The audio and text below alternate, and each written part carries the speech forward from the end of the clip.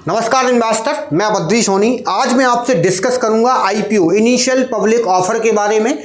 IPO का topic इसलिए choose किया मैंने क्योंकि भारत का प्रत्येक इन्वेस्टर आईपीओ में इन्वेस्ट करना चाहता है, लेकिन आईपीओ के बारे में जानकारी नहीं है। वो आईपीओ में कहां इन्वेस्ट करे ये उसे मालूम नहीं है। मैं बता दूं आपको कि भारत की प्रत्येक कंपनी, छोटी से छोटी और बड़ी से बड़ी कंपनी आईपीओ इशू करना चाहती है। वो इसलिए करना चाहती है क्योंकि उसके पास पैसा नहीं है, प्रोडक्शन बढ़ाना है, इसलिए उसे आईपीओ इशू करना है। आईपीओ इशू करके वो अपना प्रोडक्शन बढ़ा सकती है।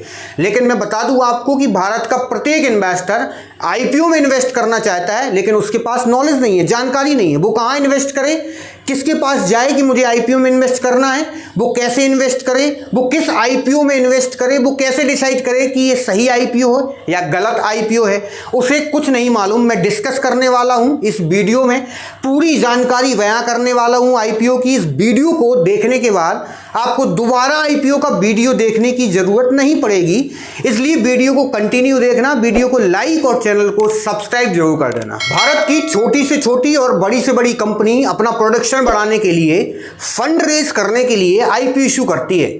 आईपीओ से इशू करेगी कंपनी, लेकिन वो फंड लाएगी कहां से, क्योंकि उसे फंड देगा कौन? हम देंगे, आप देंगे, या फिर कोई बैंक दे सकती है। तो सबसे पहले एक कंपनी ने ये डिसाइड किया कि मुझे प्रोडक्शन बढ़ाने के लिए एक न्यू फैक्ट्री लगानी है और मेरे पास पैसा नहीं है, तो पैसा कहां से लाऊं? वो बैंक के पास जाती है। सबसे पहले वो बैंक के पास गई और बैंक से बोली कि मुझे 100 करोड़ रुपए चाहिए, क्या आप दे सकते हो? बैंक ने कहा हाँ, बड़ी आसानी से वो आपको दे सकती है, लेकिन उनकी कुछ शर्तें हैं, उनके कुछ नियम हैं। शर्त नंबर ये कि आपको 12% इंटरेस्ट लगेगा 100 करोड़ पर, और एवरी ईयर आपको वो इंटरेस्ट पे करना पड़ेगा। और 5 साल के बाद, यानी 5वीं साल जैसे खत्म हो जाएगी, आपको पूरा इंटरेस्ट देना पड़ेगा 1 ईयर का, लास्ट ईयर का। और इसके बाद जो अमाउंट बैंक ने दिया है कंपनी को 100 करोड़ का, वो उन्हें रिटर्न करना पड़ेगा। इसके बाद आप चाहो तो फिर से 100 करोड़ निकाल सकते हो, लेकिन 5 साल में आपको इंटरेस्ट प्लस पूरा अमाउंट पे करना पड़ेगा, जिसके लिए कंपनी रेडी नहीं है। रेडी इसलिए नहीं है क्योंकि मार्केट में क्राइसिस आते रहते हैं, मार्केट में वॉर होती रहती है। अमेरिका और चीन के बीच ट्रेड वॉर हो जाए, मार्केट क्रैश हो जाएगा। हमारे यहाँ कोई बजट आ जाए, गलत बजट आ जाए, मार्केट क्रैश हो जाएगा।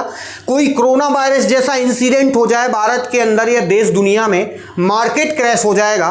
कोई हिंडनबर्ग जैसी रिपोर्ट आ जाए मार्केट में, मार्केट क्रैश हो जाएगा। ऐसी सिचुएशन में कंपनी बर्बाद हो सकती है। तो कंपनी में उतार चढ़ाव होते रहते हैं। कभी कंपनी मुनाफा कमा रही है तो कभी कंपनी डाउन ट्रेंड बना रही है, या उसके पास मुनाफा नहीं है। तो ऐसी सिचुएशन बनती रहती है।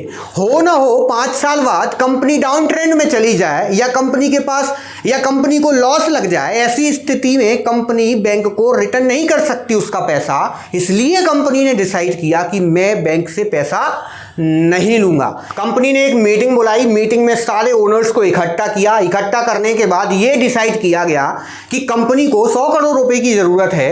ये कंपनी को 100 करोड़ रुपए चाहिए, फंड रेज करना है, कंपनी को प्रोडक्शन बढ़ानी है। पैसा कहां से आए? तो किसी एक ओनर ने हाथ खड़ा किया, बोले मैं 6 करोड़ रुपए दे सकता हूं। दूसरे ओनर ने कहा मैं आपको 6 करोड़ दे सकता हूं।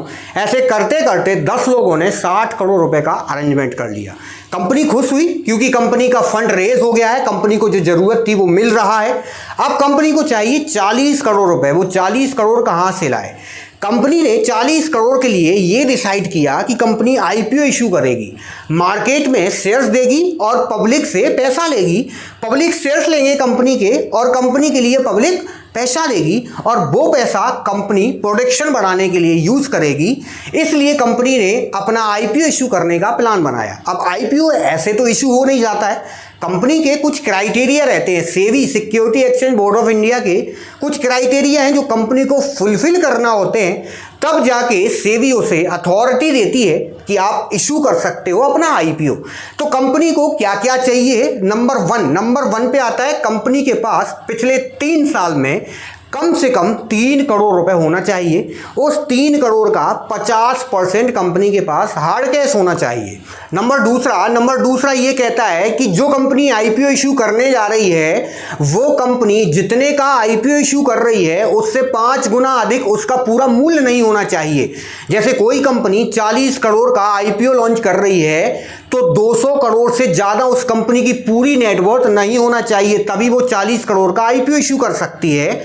तीसरी शर्त यह है कि कंपनी को 3 साल की वार्षिक रिपोर्ट एनएससी और वीएससी को सौंपनी होती है, तब जाके वो आईपीओ इश्यू कर सकती है। ये सारे तीनों क्राइटेरिया के डॉक्यूमेंट्स ले जाके security exchange board of India के सामने एक प्रेजेंटेशन देना पड़ता है। वो प्रेजेंटेशन अगर सही है तो ठीक है, अगर वो सही नहीं है, कुछ भी गड़बड़ है उसमें, तो उस कंपनी को आईपीओ इशू करने की सेबी परमिशन बिल्कुल नहीं देता है। और अगर वो सही क्राइटेरिया है तो security exchange board of India उस कंपनी को आईपीओ इशू करने की परमिशन दे देता है। इसके बाद कंपनी मर्चेंट बैंकर और अंडरराइटर को हायर करती है। हायर करने के बाद उनको अपने पास बुलाती है।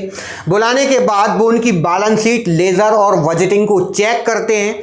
चेक करने के बाद कंपनी की पूरी नेटवर्थ चेक करते हैं। नेटवर्थ चेक करने के बाद वो एक प्राइस डिसाइड करते हैं कि आप इस प्राइस से अपना आईपीओ इशू कर सकते हो, यानी प्राइस रेंज आपकी ये होना चाहिए। जैसे किसी कंपनी की प्राइस रेंज 152 है तो उनका शेयर प्राइस जो मार्केट में लॉन्च होगा वो 152 रुपए के रेट से लॉन्च होगा। मनी कंट्रोल की वेबसाइट पर जाओगे, मनी कंट्रोल की वेबसाइट पर आईपीओ की पूरी डिटेल रहती है।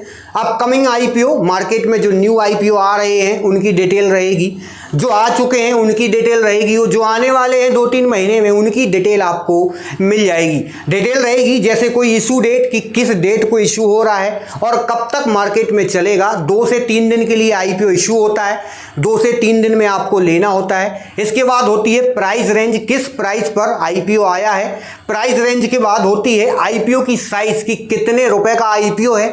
जैसे किसी कंपनी को जरूरत है 40 करोड़ रुपए की, तो वहां पर लिखा रहेगा कि आईपीओ की साइज क्या है, 40 करोड़। लॉट साइज आपको मिल जाएगी मनी कंट्रोल की वेबसाइट पर, वहीं लॉट साइज लिखी रहती है। कॉस्ट पर लॉट, एक लॉट की कॉस्ट क्या है ये कैलकुलेट आप कर सकते हो। ये सारी जानकारी आपको मनी कंट्रोल की वेबसाइट पर मिल जाएगी। धन्यवाद, थैंक यू गाइस।